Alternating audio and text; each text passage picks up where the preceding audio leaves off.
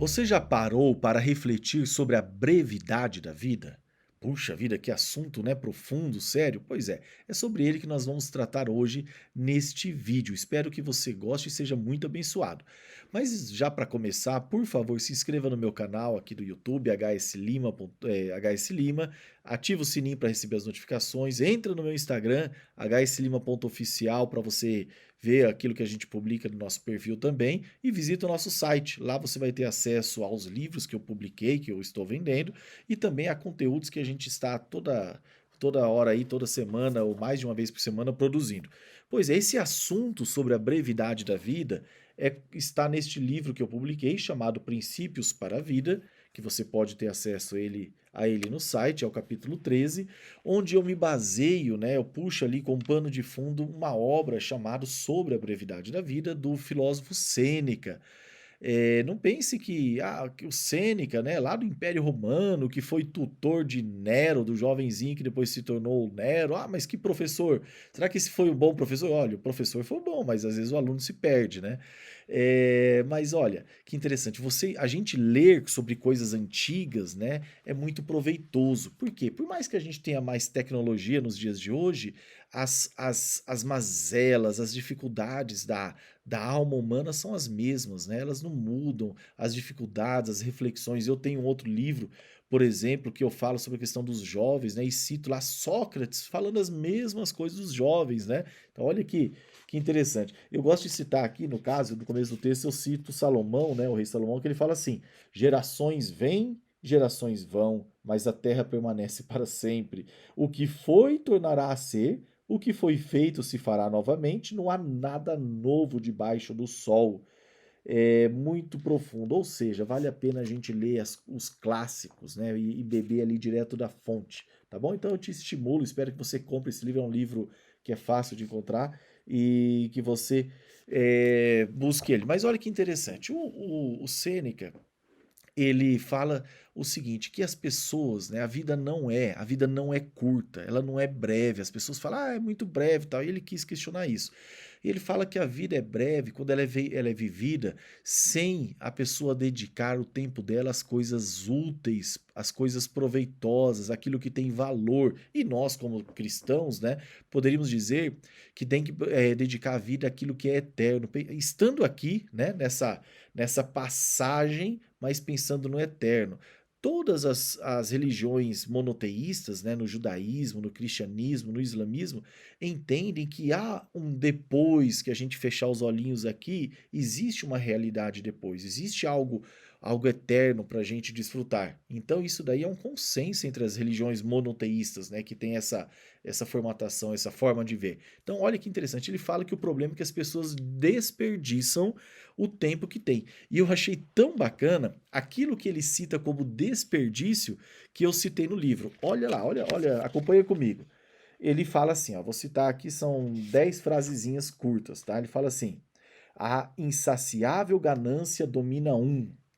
Outro desperdiça sua energia em trabalhos supérfluos, coisas sem sentido, né? Coisa que, tá fazendo ali apertando o botão, mas isso tem a ver com o que você quer, com seus valores, com seu propósito, com seu projeto de vida, né? Daí ele continua: um encharca-se de vinho. A pessoa só vive para curtir as coisas e não quer saber nada, não para pensar onde que está indo com esse tipo de vida. Outro fica entorpecido pela inércia. A pessoa até tem um monte de sonho e vontade, mas nunca dá o pontapé, tem um monte de medo, parece que está presa dentro dela mesma, né? Um está sempre preocupado com a opinião alheia. A pessoa só pensa em ficar rebatendo e tentando provar que os outros estão errados, tal, e não vive a vida, não pega, fala, vou viver a minha vida com base naquilo que eu quero. Eu quero chegar no final da minha vida e ter isso de legado, tenho isso de propósito. Não quero viver uma vida que apenas parecia um ser autômato, né? Que ficava ali acordando, dormindo, comendo, tal, e aí, o que valeu, né? Para que você existiu? Do que vão lembrar de você depois, né? Vamos ver aqui. Outro, por um irreprimido desejo de comercializar. Parece o primeiro lá, né? Insaciável ganância domina um. Então, o cara só quer comercializar, ou seja, só quer aumentar o próprio patrimônio, o próprio império, aquele que está construindo, tal. Isso é saudável? Mas tem um limite, né? Para quê? Porque tem uma razão de você querer aumentar se tiver um propósito. Poxa, eu quero ajudar mais pessoas, eu quero beneficiar, eu quero ser um filântropo, eu quero ser um patrocinador de obras sociais. Opa, daí bacana. Vamos lá. Também há os que se ocupam invejando o destino alheio e desprezando o próprio. Tem gente que fica só cuidando da vida dos outros e ali secando, né, a vida dos outros e falando, puxa, eu queria ter uma vida dessa, né? Olha que coisa. Lá naquela época, 2000 anos, já havia esse problema.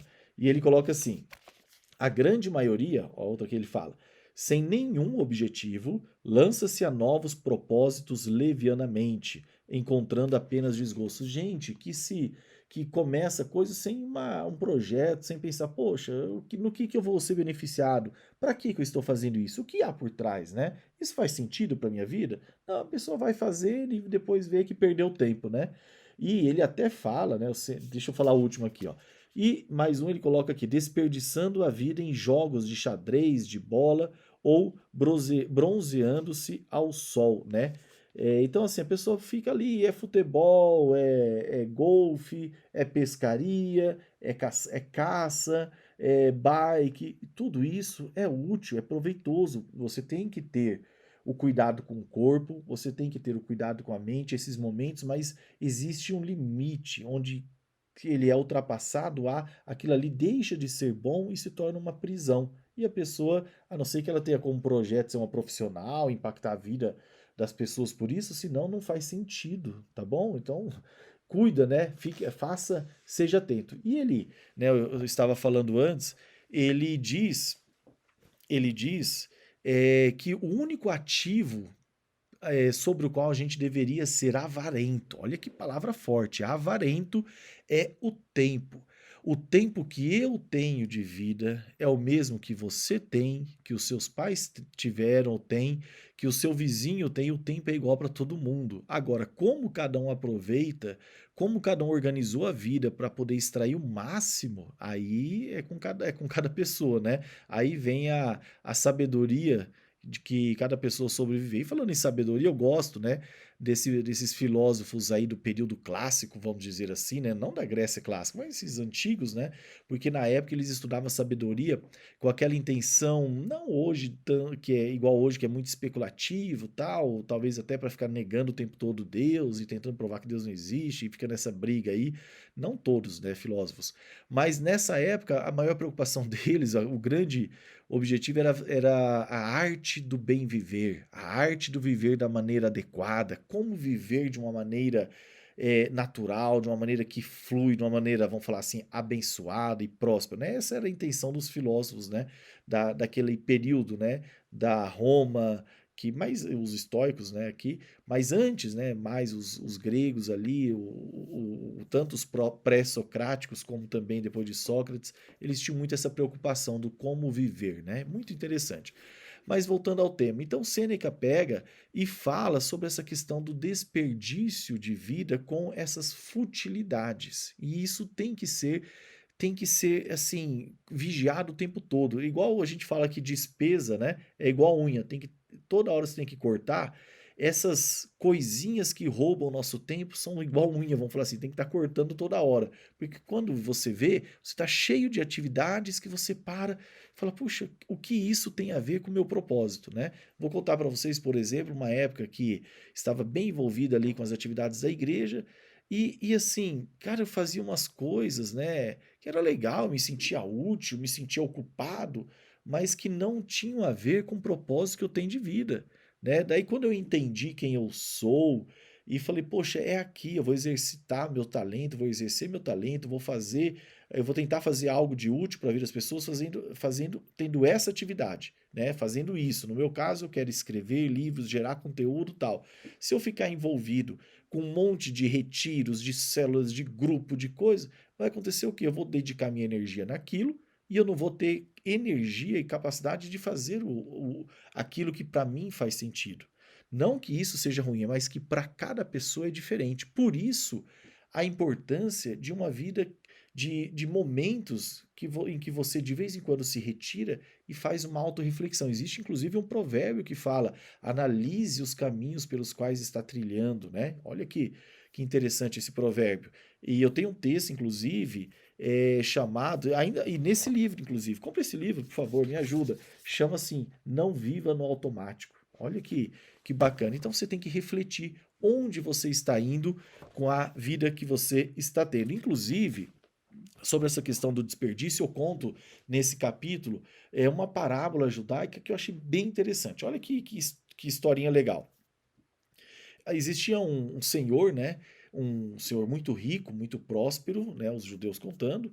É um rabino que conta essa história. E esse senhor ganhava a fortuna dele, o patrimônio dele, fazendo avaliação de pedras preciosas, de joias, em uma feira que ocorria a cada 10, 8, 15 anos, assim, a cada longo período de tempo ocorria essa feira. E ali ele ganhava bastante dinheiro, a ponto de viver de uma maneira muito farta, muito próspera entre uma feira e outra. E, né, quando tinha essa feira, esse senhor, né, esse homem rico, esse avaliador de joias, ele se esforçava para fazer o máximo possível de avaliações, para receber o máximo possível, ali vamos falar de honorários, né, de comissão. E ele até chegava, falava que ele só dedicava o mínimo de tempo para alimentação, para descanso, para dormir, e até tocaria direto se fosse possível, mas como ele precisava descansar, né, então aquele período de feira ele se dedicava àquilo. E um dia o filho dele, né, depois que já atingiu a idade, foi com ele a essa feira. Daí chegando nessa feira, no começo o filho focado, mas logo ele se decepcionou, porque o filho começou a desperdiçar tempo com comidas exóticas, né? Começou a ver os shows, pô, tava tendo show ali e tal, começou a assistir shows, né? Começou a dedicar tempo ali a atividades que não eram o foco. E daí o pai deu uma chacoalhada nele e falou: Meu filho, a feira vai acabar e você vai viver aquilo que você acumular aqui. Então, por favor, volta para o foco. E o que o Rabino ensina com isso? Que quando a gente vem para esta vida é mais ou menos isso. Nós temos, né, na visão deles, né, de judaica, que acumular méritos. E nós, como cristãos, poderíamos dizer que o nosso foco é acumular galardão. A salvação está garantida se você tem fé em Cristo, né, e tem ele como Senhor e Salvador. Ok, salvação garantida. Mas e aí? Salvação garantida vai desperdiçar tempo? Não.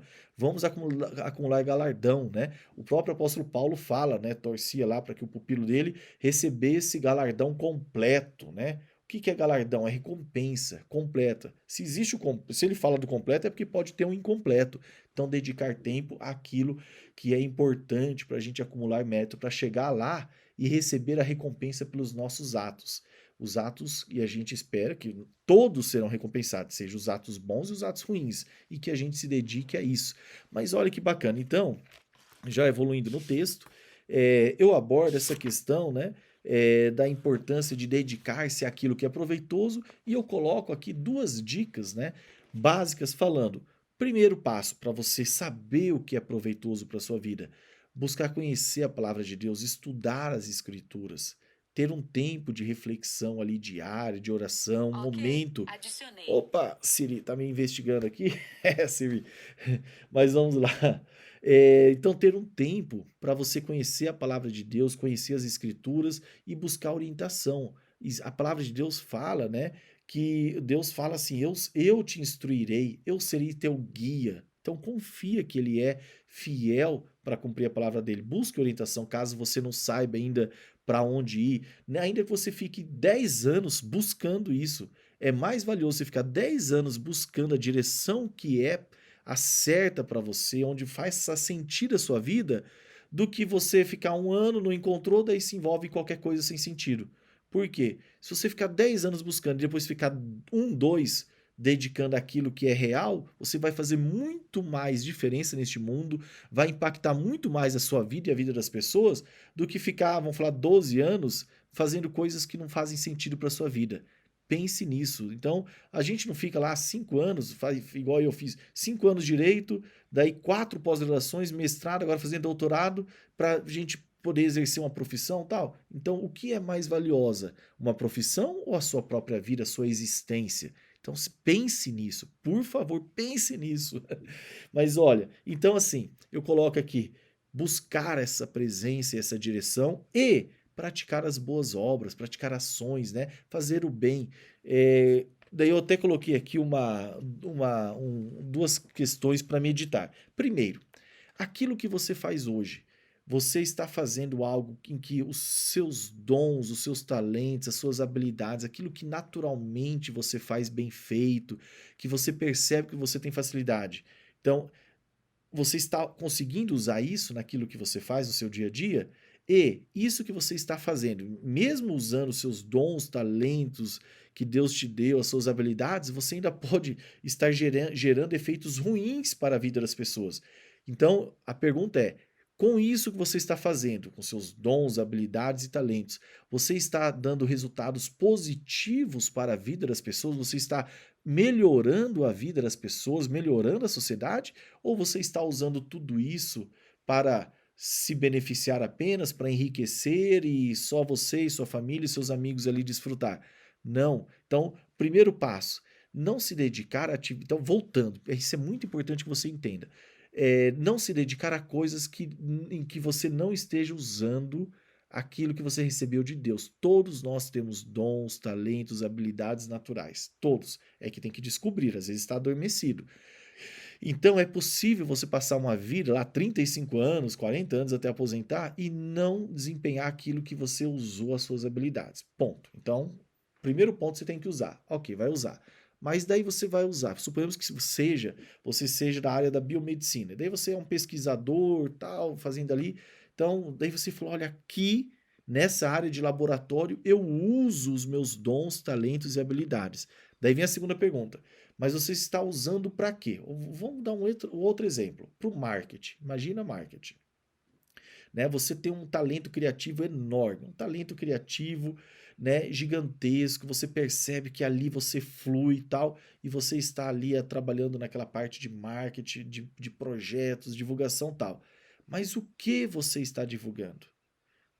Não, isso não importa, HS Lima, não importa o que eu uso, é meu ganha-pão. Cara, importa. Desculpa falar, mas importa. Se você usa ali para divulgar drogas, assim, ainda que listas, né, dependendo do que é, ou para divulgar coisas ruins, ou uma erotização indevida de crianças, tal, ou destruição de família, se você está usando para isso, você vai ter. Não existe essa de que, minha vida secular onde ganho meu pão não tem nada a ver. Os rabinos chegam a falar que a primeira pergunta que se faz quando chega no céu é: como você ganhou a vida? Como você agiu nos negócios? Olha a importância que tem, porque é ali onde revelar a sua vida dentro da igreja, ali é uma coisa, é fácil você ser algo, mas e nos negócios, na hora que você vai para o business, né, para ganhar a vida, como que você agiu? Então, por favor, isso é importante.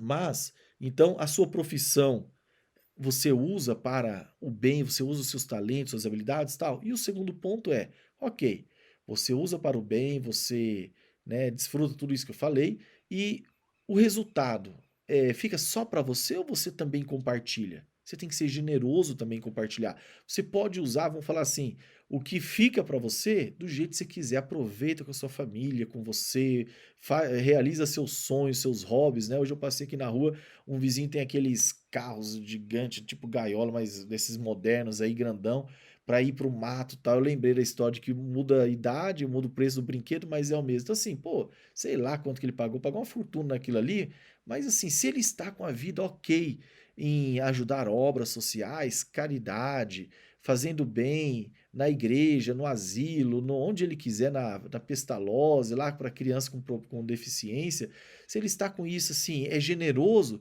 cara, o que ele faz com o restante, eu quero que ele aproveite, né? Inclusive, sabia que você não desfrutar do fruto do seu trabalho, do resultado do seu trabalho, é visto como maldição. Quando Deus fala, olha, ou me obedeça e você vai receber isso, lá em Deuteronômio. Não me desobedeça e você vai receber isso. O que ele fala como resultado da desobediência é, inclusive, não desfrutar daquilo pelo qual trabalhou e se esforçou. Então pode aproveitar. Mas por favor, então o que que é o resultado aqui desse texto aqui, desse vídeo, né?